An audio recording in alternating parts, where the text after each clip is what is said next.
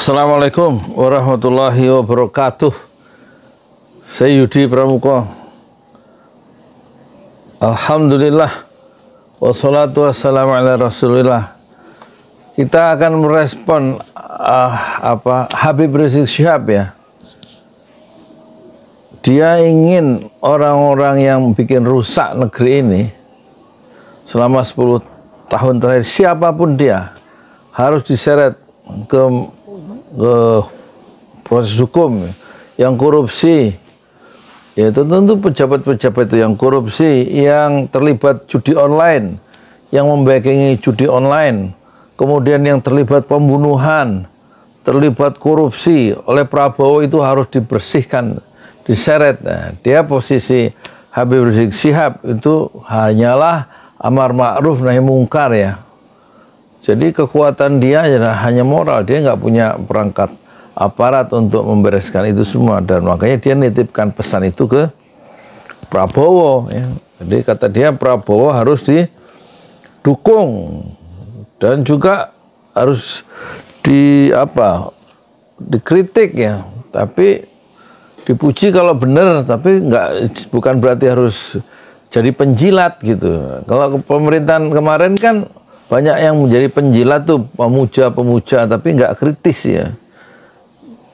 Jadi banyak yang menjilat. Nah, yang menjilat itu yang bikin negeri itu rusak. Yaitu orang kroni-kroni itu. Termasuk dia sebut, saya udah lihat sebentar ya, siapapun orangnya termasuk Jokowi, itu harus diseret ke pengadilan tuh. Termasuk Jokowi dan Fufu Fafa. Dia Fufa.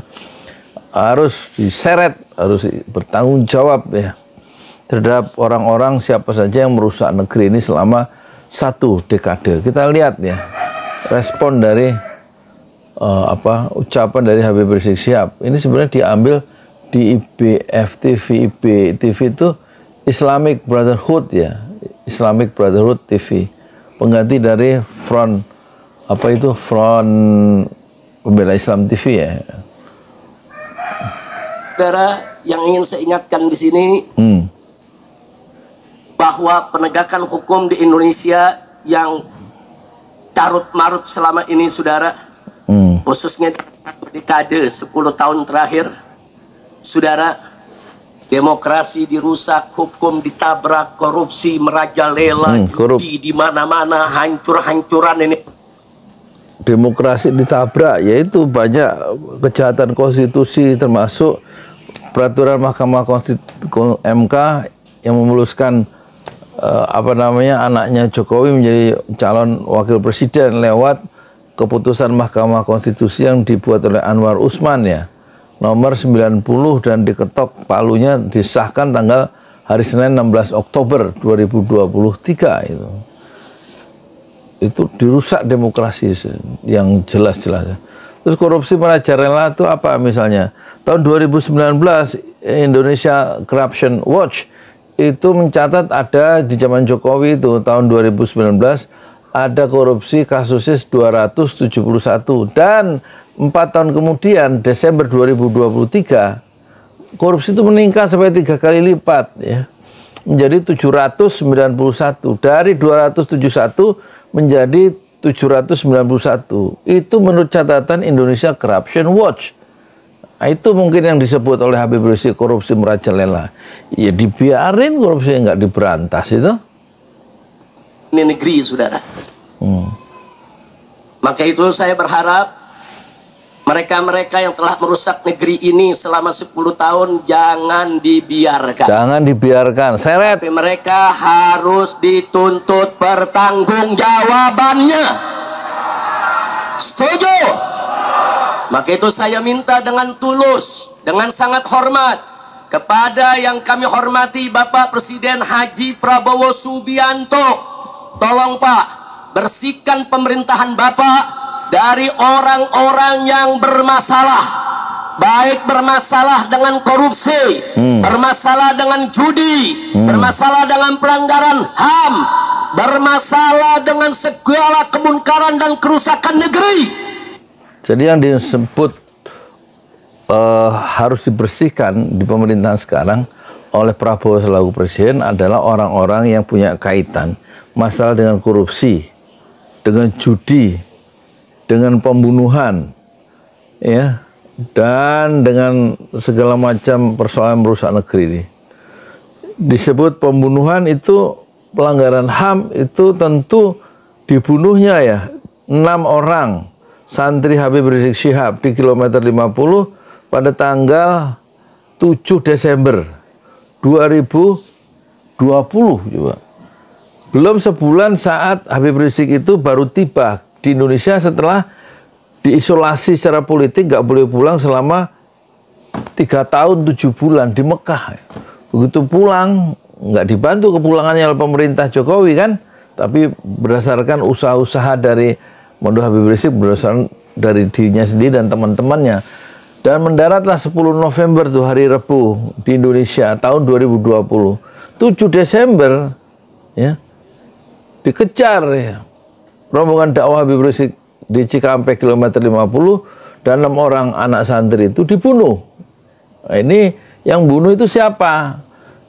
Yang sudah dihukum adalah 2 orang anggota Polda Metro Jaya. Tapi menurut hakim mereka tidak terbukti pidananya, tapi tidak bisa dihukum, harus divonis lepas. Yang dimaksud lepas, mereka harus dilepaskan dan tidak bisa dipenjara. Kenapa? Menurut hakim mereka membela diri, membela diri 6 orang mati. Ya, nah, pertanyaannya, pembunuhan itu siapa yang nyuruh? Itu Kapolrinya siapa waktu itu? Tentu Kapolrinya kalau nggak salah masih Tito ya, bukan Tito. Kalau Tito pembunuhan yang Mei itu ya, yang 8 orang dibunuh di depan Bawaslu itu Kapolri Tito, diganti oleh Sigit Listio. Sigit siapa? Listio itu. Pembunuhan di kilometer 50. Nah, itu harus diusut ya, pembunuhan itu. Dan yang mati itu menurut Kontras dalam pemerintahan Jokowi terakhir, itu yang mati unlawful kill, yang dibunuh di luar hukum, dibunuh di jalanan gitu loh maksudnya. Itu ada 46 ya. 46 orang resminya. Tapi menurut Amin Rais official yang dibunuh semena-mena oleh rejim Jokowi itu ada 52. Kayaknya 46 tambah 6 ya, 6-nya santrinya Habib Rizik. Tapi mungkin 46 itu menurut saya sih udah termasuk yang 6 itu mungkin. Tapi banyak itu 46. Nah, itu harus diusut. Siapa yang harus membongkar masalah itu, menyeret orang-orang yang bertanggung jawab itu, yaitu Prabowo, menurut Habib Rizik Syihab. Jadi korupsi harus dibersihkan. Lah, orang-orang yang korupsi itu ada di kabinet semuanya itu sekarang. Kabinet merah putih. Siapa? Ya Prabowo lebih tahu. Nggak terlalu harus jadi orang canggih untuk menunjuk orang-orang itu. Tapi kan kita nggak punya bukti ya. Pokoknya ada di situ. Jadi koruptor-koruptor itu nggak usah dikejar sampai Antartika lah, wong ada di depannya sendiri. Jangan mereka dibiarkan proses hukum, tegakkan keadilan bagi bangsa Indonesia. Takbir, Allahu Akbar. Setuju tidak? Setuju tidak? Kalau Bapak Presiden bertindak tegas untuk memproses semua pelanggar hukum pada 10 dekade terakhir ini, setuju tidak? Bukan 10 dekade, 10 hari, 10 tahun. Tidak. Betul. Takbir. Enggak peduli siapapun dia, saudara. Enggak peduli, saudara. Apakah itu Jokowi ataupun Fufu Fafa dan semua kroni-kroninya yang terlibat, seret ke pengadilan. Takbir.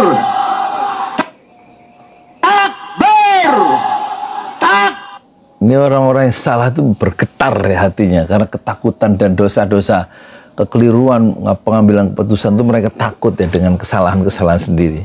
Yaitu siapa? Jokowi katanya. Tak peduli Jokowi dan Fufu Fafa. Kalau menurut Suryo, Fufu Fafa itu akun milik Gibran Raka Buming Raka yang sekarang menjadi calon presiden, yang menjadi wakil presiden. Itu kesalahan-kesalahan itu harus yang dibuat oleh mereka harus diseret ke pengadilan. Terus kemudian kroni-kroninya, ya orang-orang yang bekerja sama dengan mereka, nggak usah kita sebutin ya, orang dalam kabinet maupun di luar kabinet zaman rejim yang kemarin ya.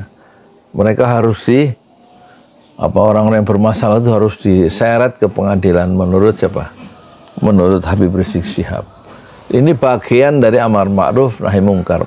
Amar ma'ruf nahi mungkar itu menyuruh yang baik, yang ma'ruf, dan mencegah kemungkaran, ya, mengkomando yang baik-baik dan mendiskomando yang nggak baik. Kenapa? Negeri ini milik kita, ya. Bersama, jangan diserahkan kepada penjahat-penjahat, dan penjahat-penjahat itu jangan dibiarkan melenggang sambil tertawa-tawa. Dia harus diseret ke pengadilan secara hukum menurut Habib Rizik Syihab. Bagaimana menurut Anda? Ya, Assalamualaikum warahmatullahi wabarakatuh. Ini di Monas kemarin ya, tanggal 2 Desember 2024.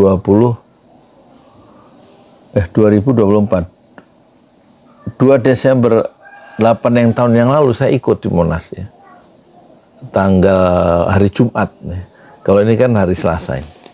Jumat. Dan sholat Jumat di sana dengan khutbah Jumat dan ininya Habib Rizik Syihab. Luar biasa. Kita hujan sholat Jumat diguyur dalam hujan kasih sayang Allah. Saya berada di depan kedutaan besar Amerika yang 8 lantai yang sedang dibangun waktu itu ya. Masih jualan bubur ayam. Saya tutup pagi-pagi hari Jumat, nggak jual bubur ayam. Saya dikasih ongkos hari Kamisnya oleh Pak Sigit, orang Komplek Branwil, karyawan pegawai dari pemadam kebakaran. Jadi saya bisa kesana kan dikasih ongkos 50.000. 8 tahun kemudian saya masih jualan bubur ayam. Jadi di 2 presiden saya jadi tukang bubur ayam. Assalamualaikum warahmatullahi wabarakatuh. Di jalan Allah. Ini Masjid Enam Syuhada lagi dikunjungi sama Ketua Hilmi. Modal awalnya berapa Pak Yudi Pramuko? 750.000. 750.000 rupiah aja. Jadi ini 500 jutaan nih barang. Sekarang udah habis 310. Masya Allah, tuh udah pakai keramik, laponnya tinggal. Granit tuh kayak marmer. Tuh, Masya Allah nih, sampai juga kita ke sini. Masjid Enam Syuhada, ngapa namanya Masjid Enam Syuhada, ya, Pak Yudi? Kita mau mendokumentasikan perjuangan dakwah nama anak muda pengawal Habib Rizik Syihab itu. Masya Allah. Yang dibunuh sama orang jahat di kilometer 50. Kilometer 50 ya. Itu kan simbol memperjuangkan dakwah itu kita harus memberikan segalanya untuk Islam kan ya. Untuk Masya Allah. Islam. Dan nama anak muda itulah yang sudah memberikan segalanya untuk Islam. Masya Allah. Nanti nama pemuda itu ada juga di sini mungkin diterangkan. Mungkin namanya Enam Syuhada. 6 Syuhada itu, ya, 6 Syuhada dipasang di sini, 6 Syuhada. Bipali, apa yang dikomentarin dari ini semua, Bipali? Masya Allah, luar biasa. Dari uang 700.000, kalau pengen ternyata bisa. Ya. Bisa. Allah kirim. Tuh, bisa. Ya, dengan masuk satu gang kecil, tapi Bapak ini luar biasa. Kecil tuh. Masya Allah. Satu kol aja. Masya Allah. Perjuangan Pak Yudi Pramuko, YouTuber sejagat paling tua. Tertua di semesta. Tertua di semesta. Masya Allah. Tukang donat. Tukang donat dari Paru. Ini saya laporkan dari lapangan ini langsung dari Masjid Enam Syuhada. Masya Allah. Dan ini dia. Dalam lihat ah. Tuh lihat tuh masjidnya. Tuh imamnya di situ tuh. Malam lagi kita. Masya Allah. Masih kurang nih. Atapnya katanya transfer aja. Masjid Enam Syuhada sebentar lagi selesai. Dinding lubang angin sebagian sudah terpasang, lantai 2 dan kemudian plafon termasuk lantai bukan keramik, granit 150 dus bersama tiang-tiang yang ada 16 setinggi 4,5 meter. Kemudian finishing terakhir adalah tangga menjebol atap ya, lantai pertama untuk masuk ke lantai 2. Inilah Masjid Enam Syuhada. 2,5 tahun lalu dimulai pada 2 Agustus hari Senin 2021. Tinggal sedikit lagi insya Allah, dan lantainya dari keramik, bukan keramik, granit, sudah diresmikan lantai pertama. Nanti lantai kedua lewat sini tangganya jebol untuk masuk ke lantai 2. Inilah Masjid 6 Syuhada yang sangat megah karena dari bahan-bahan pilihan, kualitas nomor 1.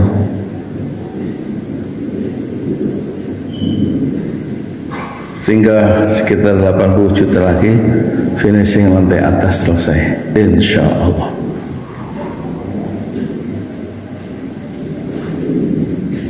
Ya, inilah Masjid 6 Syuhada yang sangat bersejarah, ya,